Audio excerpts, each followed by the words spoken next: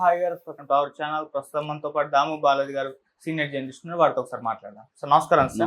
Sir Jaganmohan Reddy గారు coterie దాటి బయటకు వస్తే తప్పితే ఆయనకు రాజకీయ భవిష్యత్తు ఉండదు, ఈ కోటరీలో ఉన్న వాళ్ళే ఆయన ముంచేస్తారు అని చెప్పేసి మొన్న రీసెంట్ గా విజయసాయి రెడ్డి గారు కామెంట్స్ చేశారు కదా. ఇప్పుడు ఒక చర్చ అయితే జరుగుతుంది. అసలు ఈ కోటరీ అంటే ఏంటి, ఈ కోటరీలో ఎవరున్నారు? విజయసాయి రెడ్డి గారేమో తను ద్వితీయ శ్రేణి కోటరీలో ఉన్నారని చెప్పుకుంటున్నారు. మరి ప్రథమ శ్రేణిలో ఉన్నది ఎవరు అని చెప్పేసి కూడా మాట్లాడుకుంటున్నారు. వీళ్ళు ఏ రకంగా జగన్మోహన్ రెడ్డి గారు ముంచారు అని చెప్పేసి చర్చించుకుంటున్నారు. మరి కోటరీ గురించి మీరేం చెప్తారు? ఆయన కామెంట్స్ ఏ విధంగా చూస్తారు? మన విజయసాయి రెడ్డి ఒక బాంబు అయితే పేల్చాడు. అదేంటంటే జగన్ చుట్టూ ఒక ద్వితీయ శ్రేణి కోటరీ ఉంది. ఆ కోటరీ చెప్పుడు మాటలు జగన్ వింటున్నాడు. చెప్పుడు మాటలు వినడం మంచిది కాదు. ఈ కోటరీ ఉన్నంత వరకు జగన్కి కష్టాలే. కోటరీ నుంచి బయటకు వచ్చి ఆయన చేస్తే ఆయనకి భవిష్యత్తు ఉంటుంది, లేకపోతే కష్టకాలం ఉంటుంది. ఇంతకంటే నేనేం చెప్పలేనని నేను మాట్లాడాడు. దాని మీద తీవ్ర విమర్శలు చేశారు. అమర్నాథ్ రెడ్డి కానీ, కాకాని గోవర్ధన్ రెడ్డి కానీ, పీజేఆర్ సుధాకర్ ఎక్స్ఎమ్మెల్యే, వీళ్ళందరూ కూడా తీవ్రంగా విజయసాయి రెడ్డి మీద, ఎందుకంటే అధికారంలో ఉన్నప్పుడు మాత్రం ఇవన్నీ మాట్లాడలేదు. అధికారంలో ఉన్నప్పుడు ఆయన కూడా పదవులు అనిపించాడు. 10 ఏళ్ళు పైన 12 ఏళ్ళు ఉన్న రాజ్యసభ సభ్యత్వాన్ని ఇచ్చాడు జగన్. అనేక పదవులు ఇచ్చాడు ఈయనకి. ఈయన ఒకప్పుడు కోటరీలో ఉన్న మనిషే కదా. అప్పుడు మరి ఎందుకు మా కోటరీ కరెక్ట్ కాదని మాట్లాడలేదు. ఇప్పుడు అధికారం పోయిన తర్వాత మాట్లాడుతున్నాడు. ఇప్పుడు మళ్ళీ కానీ జగన్ గెలుచుంటే ఈయన ఇలా మాట్లాడేవాడా అనేది వాళ్ళు అడుగుతున్నారు. అయితే ఇక్కడ చాలా చర్చ స్టార్ట్ అయింది అసలు. ఎందుకంటే ఇది ఒక రకంగా పిల్లికి గంట కట్టడం అంటారు. అంటే లోపల జరుగుతున్న చర్చని బయటికి తీసుకొచ్చాడు ఈయన. నిజానికి అది మంచిది, వాళ్ళు రిసీవ్ చేసుకుంటే మంచిదని వైసీపీని ప్రేమించే వాళ్ళు కూడా పోస్టులు పెడుతున్నారు. ఆయన మీద దాడి చేయడం ఆపండి, ఆయన చెప్పిన దాన్ని చర్చించండి. ఆయన చెప్పిన దాంట్లో తప్పేం లేదు. ఖచ్చితంగా కోటరీ జగన్ చుట్టూ ఉంది.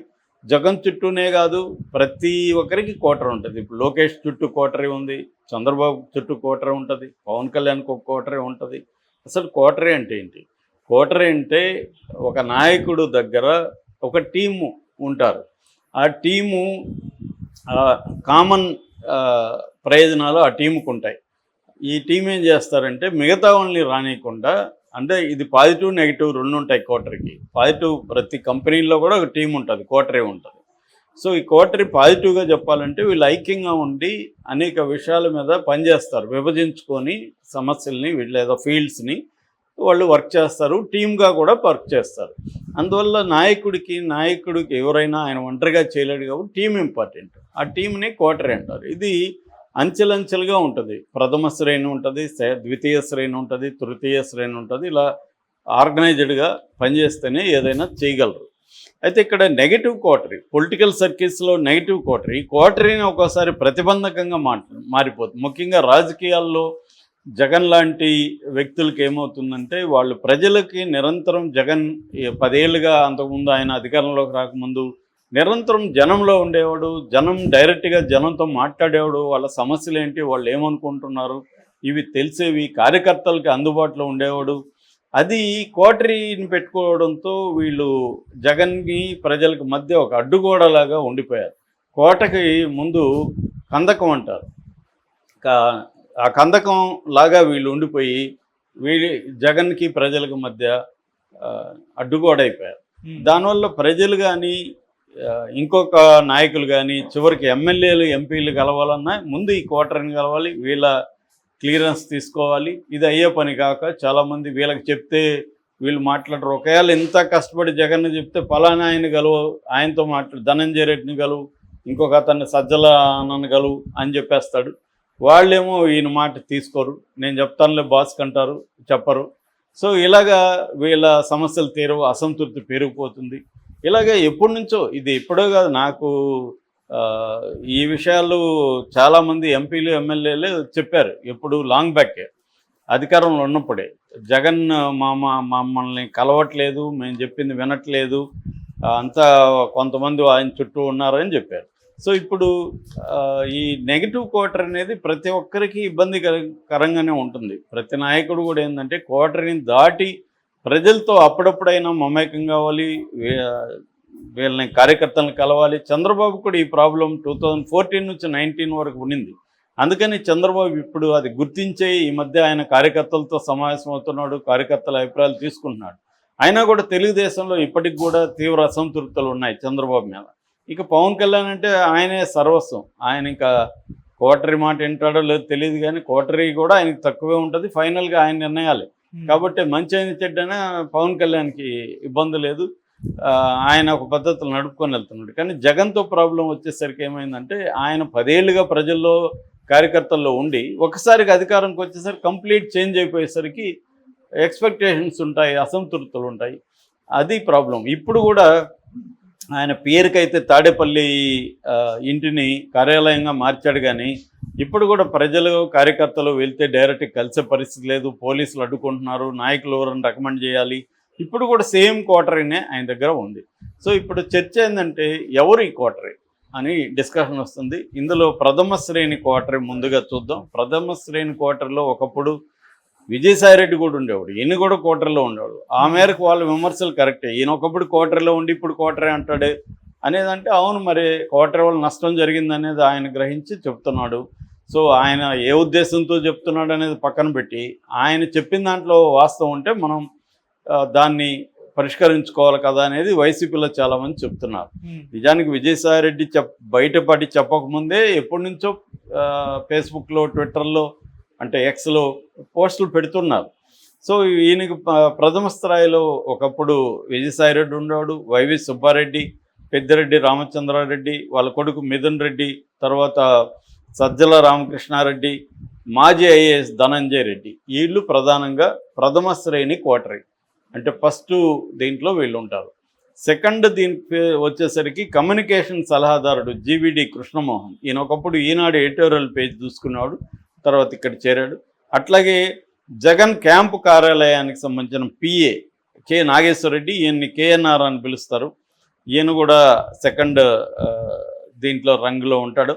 అట్లాగే వైసీపీ మీడియా ఇన్ఛార్జి ప్రధాన కార్యదర్శి పూడి శ్రీహరి, అట్లాగే ఆరోగ్యశ్రీ ట్రస్ట్ స్పెషల్ ఆఫీసర్, సీఎంకి కూడా స్పెషల్ పిఏ ఆయన డాక్టర్ హరికృష్ణ, అట్లాగే సీఎంకి ప్రోగ్రామ్స్ని కోఆర్డినేట్ చేసే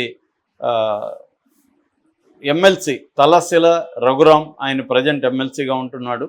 అట్లాగే గుంటూరు జిల్లా వైసీపీ నాయకుడు లేళ్ల అప్పిరెడ్డి, అట్లాగే చిత్తూరు జిల్లా నాయకుడు ఇప్పుడు ఒంగోలు ఇన్ఛార్జి చెవిరెడ్డి భాస్కర్ రెడ్డి. వీళ్ళు సెకండ్ ఇది అనమాట. సో విజయసాయిరెడ్డి చెప్పిన ఉద్దేశం ఏంటంటే ఈ ఫస్ట్ స్థాయి వాళ్ళని దాటి జగను ఈ సెకండ్ రంగ్ వీళ్ళు ఉన్నారు కదా, ద్వితీయ శ్రేణి కోటరీలోకి బందీ అయిపోయాడు అనేది విజయసాయిరెడ్డి ఆరోపణ. అంటే ఫైనల్గా ఆయన ఇంకా మనం డీప్గా అర్థం చేసుకుంటే ఆయనను పక్కన పెట్టాడు జగను. ఆయన మాట వినడం మానేశాడు, వీళ్ళ మాట వింటున్నాడు. ఒక చెవిరెడ్డి భాస్కర్ రెడ్డి, ఒక తలశిల రఘురాము, ఇలాంటి వాళ్ళ మాట వింటున్నాడు, కానీ నా మాట వినట్లేదు అనేది ఆయనకి ఆక్రోశం. అంటే ఆయన మనసులో చోటు పోయింది అనేది ఆయనది. సరే, ఆయనది పక్కన పెడితే ఇప్పుడు ఈ కోటరీల వల్ల ఏమవుతుందంటే మిగతా నాయకులు జిల్లాల్లో పనిచేస్తారు గట్టిగా, వాళ్ళకి ఒక సమస్యలు వస్తాయి, అక్కడ జగన్ దగ్గరికి మాట్లాడాలనుకొని వస్తారు, వాళ్ళు ఈ కోటరీతో బందీలు అయిపోతారు. వాళ్ళు రఘురామ్తో మాట్లాడాలి, లేకపోతే చెవిరెడ్డితో మాట్లాడాలి. వీళ్ళ ప్రయోజనాలు ఉంటాయి, వీళ్ళేమో పార్టీ ప్రయోజనాలు. వీళ్ళల్లో చాలామందికి ఇప్పుడు ఆయన సజ్జల లాంటి వాళ్ళకి ప్రత్యక్ష రాజకీయాలతో అనుభవం కూడా లేదు. ప్రత్యక్ష రాజకీయాలు వేరు, థియరాటికల్ అండర్స్టాండింగ్ వేరు. నువ్వు ఎన్ని పుస్తకాలు చదివి ఎన్ని జరిగినా నువ్వు గ్రౌండ్ లెవెల్లో పనిచేస్తుంటేనే నీకు విషయాలు కరెక్ట్గా అర్థమవుతాయి. న్యూయాన్సెస్ అంటారు, ఆ న్యూయాన్సెస్ తెలుస్తాయి. సో అప్పుడు అక్కడ ఎటువంటి ఇబ్బందులు ఉన్నాయి కార్యకర్తలకి. సో ఈ వాలంటీర్ల వల్ల కార్యకర్తలు అంతా కూడా దూరం అయిపోయారు. అంటే జగన్ ఏంటంటే తను ఒక ఒంటి స్తంభం మేడ అంటారు, అటువంటి ఒక ఒంటి స్తంభం మేడలో ఉండిపోయాడు. జగన్ వర్సెస్ జనం, నేను బటన్ నొక్కుతా, జనానికి డబ్బులు ఇస్తా, జనాలు నాకు ఓటిస్తారు. ఇంత సింప్లిస్టిక్ దీంట్లోకి జగన్ వెళ్ళిపోయాడు. అంత సింపుల్గా ఉండదు వ్యవహారం. కార్యకర్తలు గట్టిగా ఉండాలి, తనకి సపోర్ట్ సిస్టమ్స్ స్ట్రాంగ్గా చూసుకోవాలి. తన కులం కావచ్చు, తన మీడియా కావచ్చు, ఇవన్నీ పక్కన పెట్టి దీన్ని ఒక ప్రైవేట్ లిమిటెడ్ కంపెనీ లాగా పార్టీని నడిపాడు. ప్రైవేట్ లిమిటెడ్ కంపెనీ ఎలా ఉంటుందో అలాగే ఆలోచించాడు తప్ప పొలిటికల్ పార్టీ లాగా నడపలేదు అనేది ఆయన మీద విమర్శలు. అది చర్చ అయితే జరుగుతుంది. ఇప్పుడు కూడా జగన్ మారట్లేదు, ఇప్పుడు కూడా సేమ్ అదే కంటిన్యూ చేస్తున్నాడు. పైగా కళ్ళు మూసుకోండి, 4 ఏళ్ళు అయిపోతే మళ్ళీ మనమే వస్తున్నాం, అట్లేమో సింపుల్గా రాదు. మళ్ళీ అదే సింపుల్ దీంట్లో ఉన్నాడు తప్ప, మనం పోరాడాలి, కార్యకర్తల్ని కాపాడుకోవాలి, కార్యకర్తలతో మమేకం కావాలి, ప్రజలతో మమేకం కావాలి, ఇది జగన్కి లేదు. అక్కడ పోయి బెంగళూరులో కూర్చుంటున్నాడు, అప్పుడప్పుడు వస్తున్నాడు, కొంతమందిని పిలిచి తనే మాట్లాడి పంపించేస్తున్నాడు తప్ప అతను ప్రజల అభిప్రాయాలు వినట్లేదు, కార్యకర్తలతో స్పెండ్ చేయట్లేదు. ఇదే కోటరే అడ్డుకుంటా ఉంది అన్న విమర్శలు ఇప్పటికి కూడా ఉన్నాయి. అది ఈయన కొండబద్దలు కొట్టాడు బయట. ఇది ఖచ్చితంగా వైసీపీ దీన్ని తీసుకోవాలి, జగన్ ఆలోచించాలి. లేకపోతే సేమ్ ఒక ప్రజల్లో వ్యతిరేకత వచ్చినా క్యాష్ చేసుకోలేదు. ఇప్పుడు హర్యానాలో అదే జరిగింది కదా, 10 ఏళ్ళుగా బీజేపీ అక్కడ ఉంటే తీవ్ర వ్యతిరేకత వచ్చింది, అక్కడ కాంగ్రెస్ క్యాష్ చేసుకోలేకపోయింది. సో వ్యతిరేకత ఉన్నా దాన్ని క్యాష్ చేసుకున్న నాయకుడు కావాలి. ఇక్కడ రేవంత్ రెడ్డి ఆ పని చేయగలిగాడు. కేసీఆర్ మీద వ్యతిరేకతని రేవంత్ రెడ్డి కాంగ్రెస్ పార్టీ చేసుకోగలిగింది, అందుకని వీళ్ళు రాగలిగారు. జగన్ కూడా చేసుకోకపోతే జగన్ మళ్ళీ కూర్చోవాల్సి వస్తుంది బయట. Okay sir, thank you so much.